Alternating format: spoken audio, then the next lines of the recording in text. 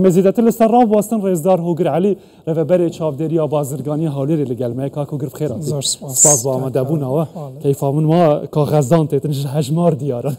امی سروان هجمار راستین بس اف هجمانت ویره من بحث کرین پرانیا او پیتوین سرکین کو خلکه پیه نرخین وان داکت نهن هوکار نوی بود چه بدگرینن طبعا سپاس بۆ دەرفەتە و بابەتەکەی بەڕێزش زۆر لە جێی خۆتی ئێمە وەکو حکوومەت و بەڕێوەبەری چاودێری بازرگانی خۆ دەزانی بەهۆی نەبوونی ئەو موچەیە کە لەلایەن حکوومەتی عێراق و غەدر لە فەرمانبەرانی هەرێمی کوردستاندا هەدا نەهاتنی ڕاتێب خەڵک وا دەزانی هەر نرخ لە جێی خۆتی و گرانە بەڵام خۆت دەزانی خۆت کەسێکی باشی ئابووری و خۆشم زۆر متابعی بەڕێستم خۆی ئەگە نەقد نەبی سوولەت و هەر شتێک بە هەر چەندێک دابەزێنی خەڵک پێی گرانە بەڵام تو بەڕێز زۆر ئامارەکان زۆر جوان يعني شي کردەوە لە هاوڵاتیان کە پێشترێ نرخ بەچەند بوو ئێستا بەچەندە بەهۆی داکردنی بەهای دۆلار کە ئەوەی لە هاوڵاتیان زۆر گلەی یەکەیە لە ناو هاوڵاتیان کە ئایا نرخی دۆلار بە 139,000 دینارە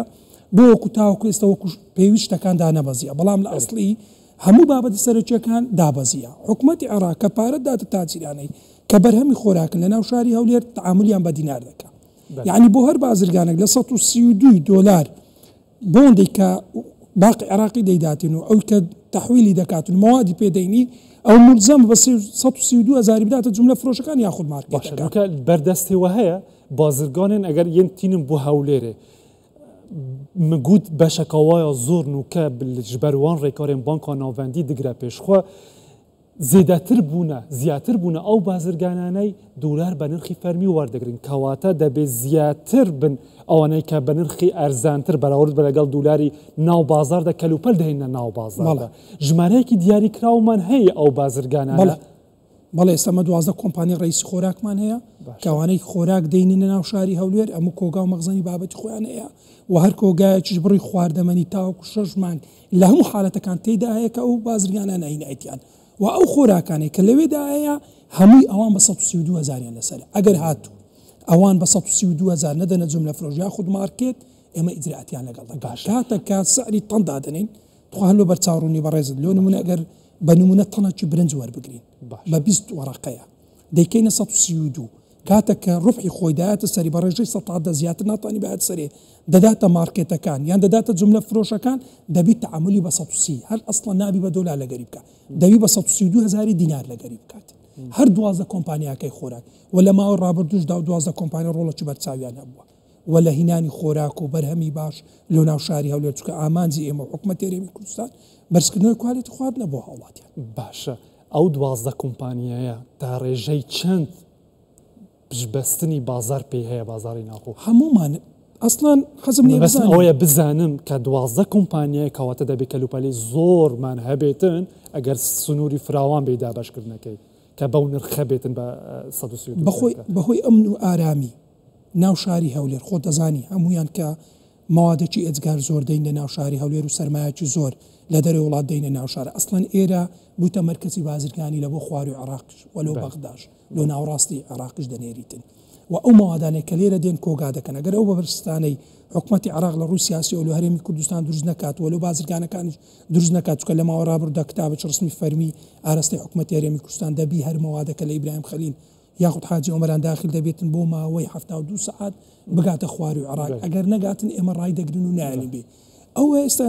بە هۆی هەوڵ و هیمەتی حکوومەت و ڕێزدار سەرۆکی حکوومەت ئەو ماوەی بوویتە هەفتێک درێژ کراوەتەوە و بازرگانەکانش ئەوە هەمووی لە ڕووی سیاسی و ئامانجی خۆی هەبوو کە ڕاگرتن لەوەی پوچەڵی بازاری هەرێمی کوردستان بکات هەم لە ڕووی دەستی کار و گواستنەوەی ئۆتۆمبیلەکانی هەرێمی کوردستانیش بەکارنێ کە ئەو ماوەدە لە جێی خۆی ڕادە یەکسەر بگاتە بەغدای لەوەی تەسیرات لە بازار ئێمە بکە بەڵام ئێمە بە حکمەوەی بێمە سەر پرسیارەکەی بەڕێزت بە حکمەوەی ئێرە ئەمن و ئامان و کۆگای باش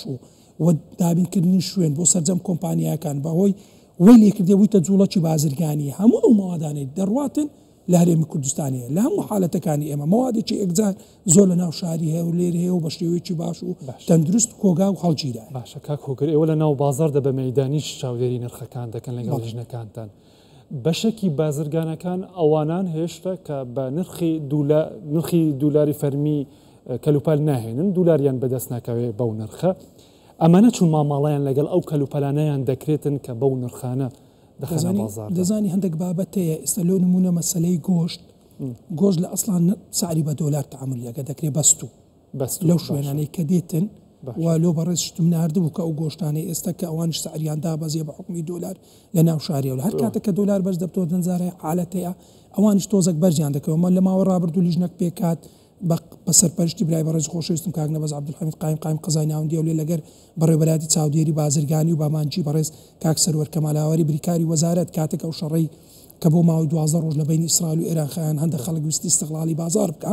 ئێمە ئەو لیژنە بە سەردای ناو شاری هەولێرمان کرد زیاتر لە پێنج شوێنمان داخست لەبەر ئەوەی لۆ دیانویست استیقلال بکەن لە ڕووی نرخەوە و کاڵەکانیش بەرزکەنەوە و ئەو شوێنانەمان داخستیەوە نشمان کردەوە تاوەکو وەزعە ئەهوەن بۆ ئەوجە بۆمانکردنەوەی ئیجراعاتێکی توندشی یاساییمان لەگەڵکردن یعنی خەڵکەکەیە دەیوێ استیقلالی ئەو بابەتە بکە بەهۆی گرانبوونەوەی نرخ تۆزێک گران دەبی ئەو بێ استیقلالکە بەڵام ئێمە وەکو بەڕێوەبەری چاودێری بازرگانی کە موحتەمین بەدانانی نرخ و جێگیرکردنی سعر لە ناو شاری هەولێر لە هەر شوێنێک ببینین سەرپێچی هەبیتن ئیجراعاتی دەکەین حەزم لێ لەو ماوەی ڕابردوو ئێمە زیاتر لە 1990 شوێنی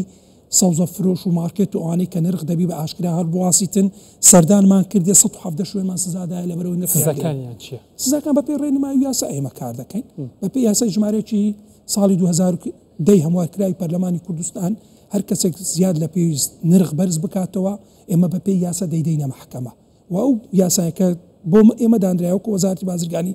لە 100,000 تاوەکو 100 ملیۆن بەڕێز دادوەر دەتوانێت غەرامەی بکاتەوە بۆ ماوەی 3 مانگ سزنی بکاتن بەڵام ئێمە هەمومان وەکو حکوومەت و بەڕێز بریکاری وەزارەتی زۆر لەسەر نرخ ڕادەوەستی لەبەرەوەی خۆی لە ماوەی ڕابردوودا کە فەرمانبەرانی هەرێمی کوردستان کە موچەی لەلایەن بەغداوە ناتبەوەی ئەو مەسەلە سیاسیەوە بەس وە خۆشحاڵیەوە سەرۆکی حکوومەت و هەوڵ و هیمەتی بەڕێزیان کە توانی ڕاتبێ و ئەوە دەست بە دابەشکردنی بکە ئەوڕۆ من خۆ مەیدانێ لەگەڵ تیمەکان لە دەرێ بوونە لەوەی استیقلال لە نرخ ڕوونەداتەوە کە دوکاندارێک برێ بازار نەبووە لە ماوەی ڕابردوودا ئێمە تەعویزی کەینەوە ڕاتپاتیەوە بین استیقلالی نرخ بکەین کاک هوگر دیسان ئەو پرسیارە دەکرێتەوەی کە لە هاوکارەکانم دیارە ماڵی لە ناویەک لە پرۆژەکانی نیشتەجێبوونەدایە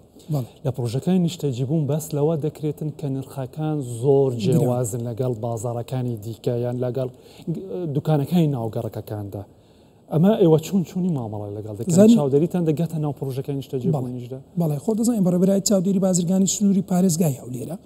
و دەسەڵاتی پارێزگاری هەولێر چەند دەسەڵاتی بەڕێوەبەری چاودێری بازرگانیە یعنی لە سپیلێک تاوەکو خەبات بە مەغمور و کۆیەوەش لە سنووری ئێمەگەڕک بێ پرۆژە نیشتەجێ ئێمە هەموو سەردان دەکەین زۆر ئەمە بە دووادا چوونەکمان کردێک لەو شارانە کە لۆ هاوکارەکەش باڕوونتر بوو لۆ هاوڵاتیانیش بووی شوێنێک بۆ عینەن گلەی لێ هاتوو کە لەوێ ساوزەوات زۆر گرانە یعنی ئەوانەی کە پێداویستی ڕۆژانەیە تا گۆشتیش زۆر گران ئێمە بە دووادا چونمان کرد دەزانین کاکاوەرە ئەمە دەبی لێرە بین دیراسەک بکەین لیژنەی دانانی نرخ و پێداچوونەوەوان بە نرخی لەو شوێنانەی کە نرخ زیاد بەرز دەکەنەوە تو شوێنەکە کرێی وەردەگری دەستی کاری وەردەگری مەساڕفی وەردەگری وەلوی هەیە ئێمە و ڕوبحی کەلۆ دادنێ لە سەریدانێ بەڵام بە خۆشحاڵی و لە شوێنێک ببینین کە ئەو لیژنەیمە کە دوای دیراسەکردن و هینانی وەسڵەکانی و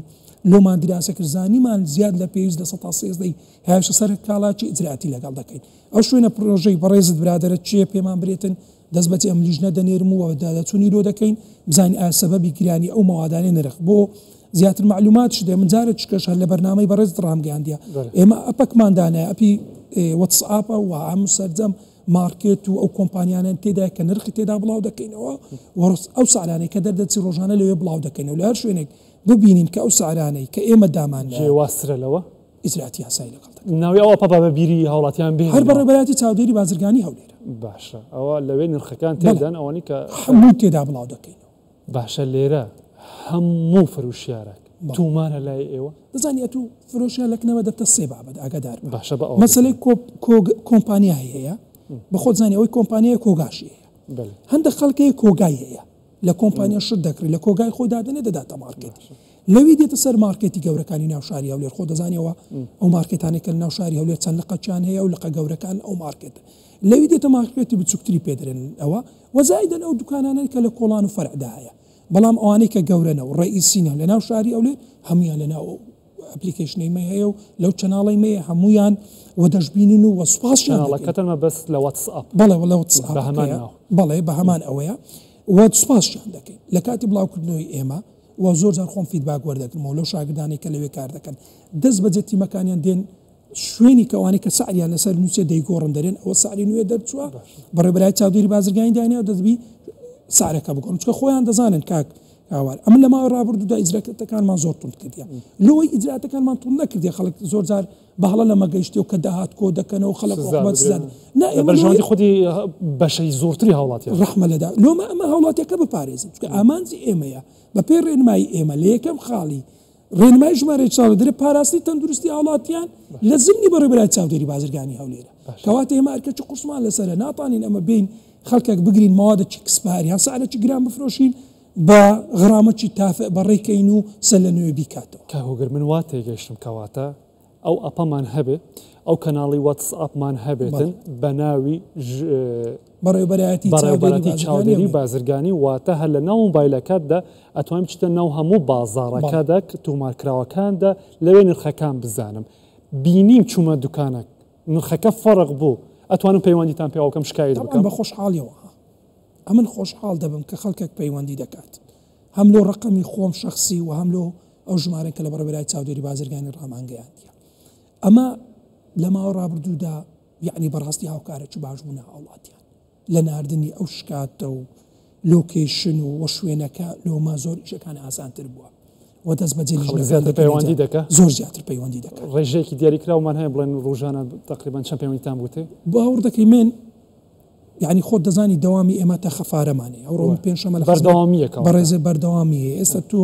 کە لۆ واتساپەکەی من شتێک دێ من یەکسەر گروپەکمان هەیە دەیهامە ئەو گروپە چێ خەفەر یەک دەست بەجێ دەگاتە شوێنەکە ئایا بزانین ئەوەی کە هاوڵاتیانە شکاتی کردیا وەکو پێویستە لە زۆربەی حالەتەکان کە ئەوی پەیوەندی بە مێوە دەکرێت ١٨ هاوڵاتیان کە شکات دەکە تەواوە یعنی زۆر ئەوە لۆمە زۆر میمە و زۆر ئاسانکاری ڕۆژانە وەڵە کاکاوەر بەلای کەمی بەلای کەی من بیشکات لۆ من دێ وەکو شخصی مۆبایلەکەی خۆم کە لە واتساپم ئەوە جگەش لە لیژنەکان خۆمان کە دەست بەسەر دەگرین حەزم لێ یەک ئاماری 6 مانگ لۆ باز بکەم کە لە ماوەی ڕابردوودا ئێمە کە زۆر بە چڕی سەردانی شوێنەکان دەکەین و باسشم کرد کە پاراستن ئەمە 8769 شوێنمان بەسەر کردیتەوە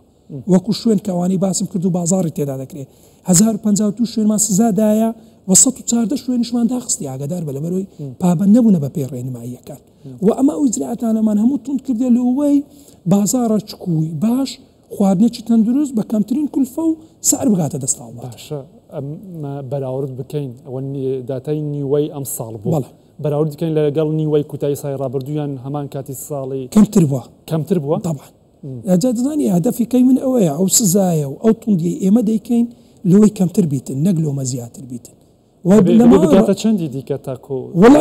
ئێستا 8000 زۆرە هەلەکنەمە لە 1050 شوێنمان سزادە 114 شوێنمان داخستیە زۆرە پێمان چۆمە یعنی بەڕاستی دەمەوێت داوا لە مینبەری بەڕێزەوە داوا لە سەرجە مارکێتەکان گۆشت فرۆشەکان سەوزە فرۆشەکان مۆڵەکان دەکەین هەموو پابەندی ڕێنمای چاودێری بازرگانی بین لۆی نەگەینە ئەو سزایی و شوێن داخستن و ڕوبەڕووکردنەوەی دادگایان چکەمارە ئەو ساڵی 28 کەسمان بەس ڕوبەڕووی دادگا کردەوە لە مەسەلەی زۆربەی نرخ بووە هەبوو مەوادی خراپی فرۆشتیە و هەندە جاریش تەزویر هەیە ئاگادار بە مەوادێکی کۆپی بە ئۆرجینال دەدەنە هاوڵاتیان و چاواشە کاریەک ڕوودەدا بەرامبەر هاوڵاتیانی خۆمان زۆر سپاس کاک هۆگر عەلی ڕێبەری گشتی چاودێری و بازرگانی هەولێرێ زەحمەتان کێشە ماندوو نەبن سپاس